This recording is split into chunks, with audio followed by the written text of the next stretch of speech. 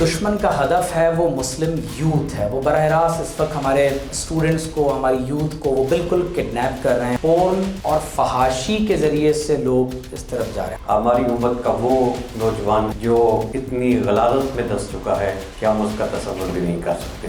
گستاخی منظور نہیں ہے. اس مقصد کے لیے پورے سوشل میڈیا پر بھی پابندی لگائی جائے. ہمیں دل و جان سے قبول کرنا چاہیے. ہمیں ضرب بھی لگائی جائے اور ہم چیخے بھی نہ. ہم آج اس مقام پر ہیں کہ ہمیں جنگی سطح کے اوپر جو ہے اقدامات کرنے ہوں گے.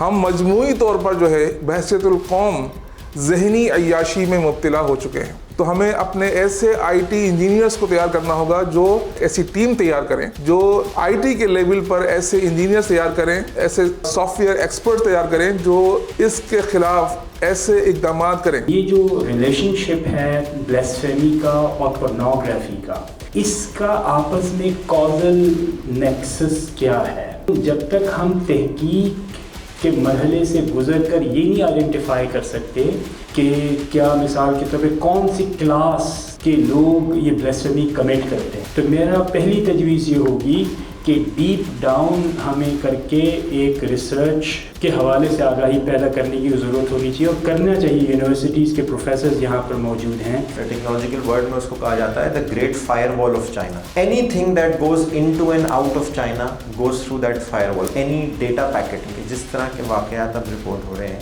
وی urgently need a national get وے.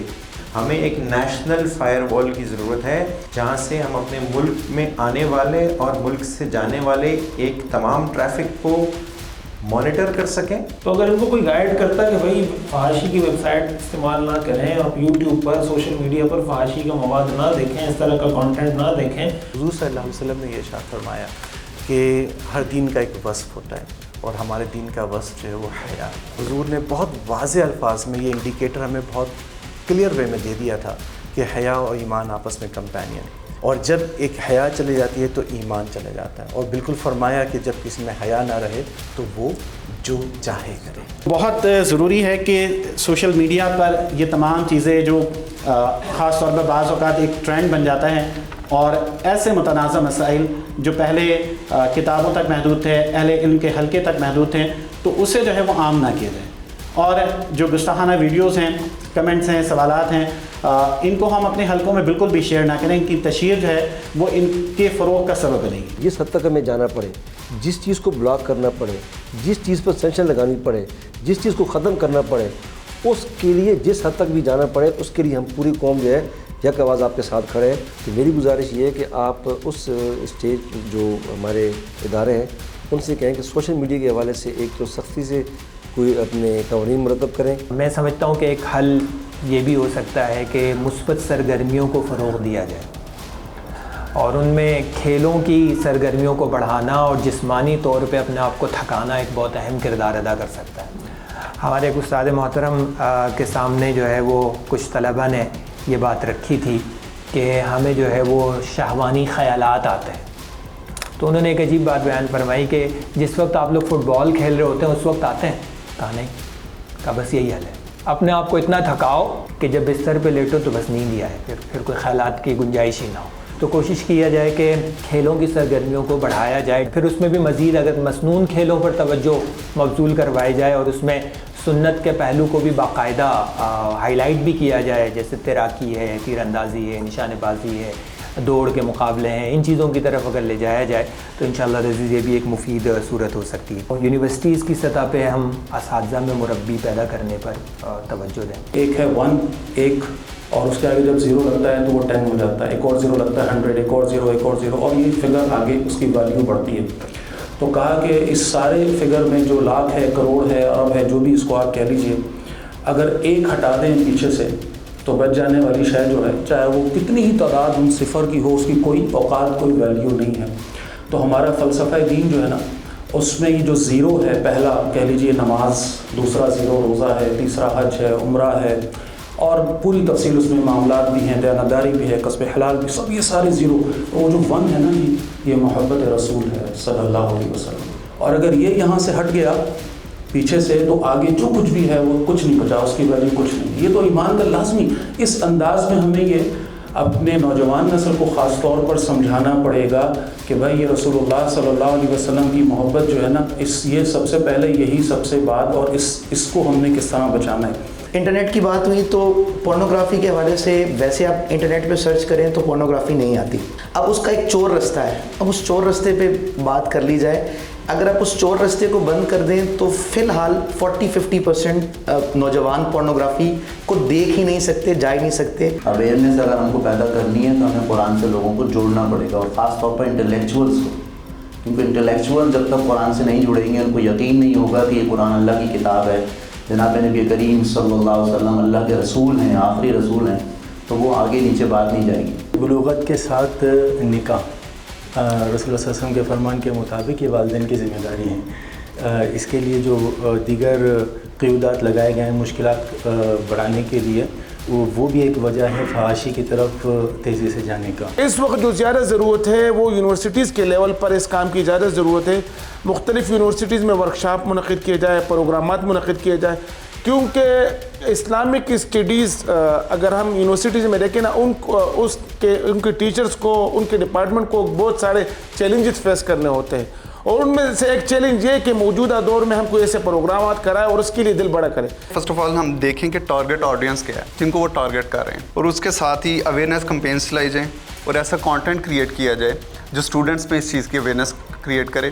اور خاص طور پہ میری ایک سجیشن ہے کہ یوٹیوبرز ہیں جو انٹلیکچوئلز ایسے جن کو فالو کرتے ہیں سب سے زیادہ آج کل کے اسٹوڈنٹس اور جتنے بھی نوجوان نسل ہے خاص طور پہ، اور بہت سے اس میں جو بڑے بڑے یوٹیوبرز ہیں وہ کراچی کے ہیں، اور ایسوں سے رابطہ کیا جائے اور ایسی کمیٹی تشکیل دی جائے کہ وہ ایسی اویئرنیس کمپینس لے جائیں تھرو پوڈ کاسٹ اور ڈفرینٹ جو اپنا کانٹینٹ کریٹ کرتے ہیں۔ جس طرح ایک کانسیپٹ ہے ٹرین دا ٹیچرز، تو اسی طرح پیرنٹس کی جو نا ٹریننگ ہے بہت زیادہ ضروری ہے اس ایج کے بچوں کو کور کرنے کے لیے۔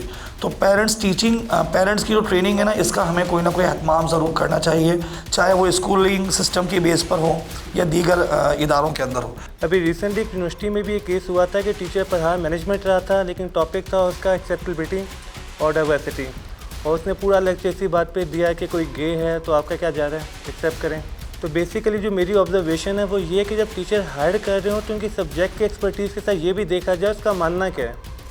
بیسیکلی ہمارے یہاں جو ٹیچرز اسپیشلی بزنس ایڈمنسٹریشن کے اندر میں نے دیکھے، کمپیوٹر سائنس میں دیکھے، پڑھا مارکیٹنگ رہے ہیں، لیکن مارکیٹنگ پڑھاتے پڑھاتے ٹاپک چینج ہو جاتا ہے، پڑھا مینجمنٹ رہے ہوتے ہیں۔ تو جب آپ HR میں انٹرویو لے رہے ہوں تو ساتھ میں اسلامک ڈپارٹمنٹ کا ٹیچر رکھیں جو اسے دیکھیں کہ بھائی اس سے اپنے سبجیکٹ کی ڈگری تو ہے ہی ہے، لیکن اس کے علاوہ اس کا ماننا کیا ہے۔ سلطان صلاح الدین ایوبی اس وقت یہ مسئلہ نکلا تھا، سینچریز بیک۔ اس وقت جو یہودی عیسائی وہ نہیں پہنچ سکتے تھے مسلمانوں کو، تو انہوں نے سوچا کہ یہ مسلمان کیا ہیں، کہ ہر جگہ پر وہ کامیاب ہو رہے ہیں، لشکر ہے ہماری بڑی، آرمی ہماری بڑی، تو یہ کیا ہو رہا ہے، اس کو مسلمانوں کو کیسے ڈاؤن کریں۔ تو یہ فیصلہ ہوا کہ بھائی جو ہے آپ کا ان کو اس طرح سے ریپیئر نہیں کر سکتے، نہ یہ شراب پیتے ہیں نہ دوسرے کام کرتے ہیں، یہ کمیٹڈ ہیں اپنے مقصد کے لیے۔ اب یہ اس طرح سے کہ پورنوگرافی کا سلسلہ شروع کرو، تو یہ وہاں سے سلسلہ چلا تھا جو ترقی کر کے آج ادھر آ کر پہنچا ہے۔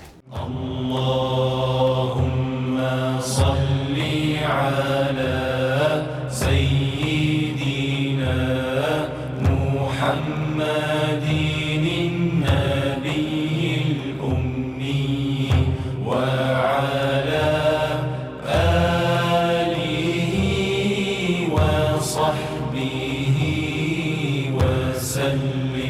قرآن مجید میں اللہ تعالیٰ نے حضور علیہ الصلوۃ والسلام کے بارے میں ان شانئک هو الابتر کہہ کر یہ بیان فرما دیا ہے کہ دشمنان اسلام قیامت تک جب کبھی بھی نعوذ باللہ من ذالک نبی کریم صلی اللہ علیہ وسلم کی شان میں توہین یا بے ادبی کا ارتکاب کرتے رہیں گے، اللہ تبارک و تعالیٰ کا یہ فیصلہ ہے کہ وہ دشمن ہی بے نام و نشان رہے گا، اور آپ صلی اللہ علیہ وآلہ وسلم کا ذکر مبارک انشاءاللہ تعالی وہ اسی رفعت اور بلندی کے ساتھ آگے بڑھتا رہے گا۔ قاضی ایاز مالکی علیہ الرحمہ نے الشفاء بتعریف حقوق المصطفیٰ صلی اللہ علیہ وسلم میں یہ بات ارشاد فرمائی ہے کہ جب ہارون رشید نے امام مالک رحمۃ اللہ علیہ سے سوال کیا کہ ایک شخص نے نبی کریم صلی اللہ علیہ وسلم کو نعوذ باللہ من ذالک گالی دی ہے اور بعض علماء کی آراء سے متعلق انہوں نے امام مالک سے جب بات کی تو امام مالک نے فرمایا کہ یا امیر المؤمنین ما بقاء الامتی بعد شتم نبیہا، کہ اے امیر المومنین جب اللہ کے نبی صلی اللہ علیہ وسلم کو نعوذ باللہ من ذالک گالیاں دی جا رہی ہیں تو پھر امت کی بقا کا جواز ختم ہو جاتا ہے۔ اللہم صلی علی سید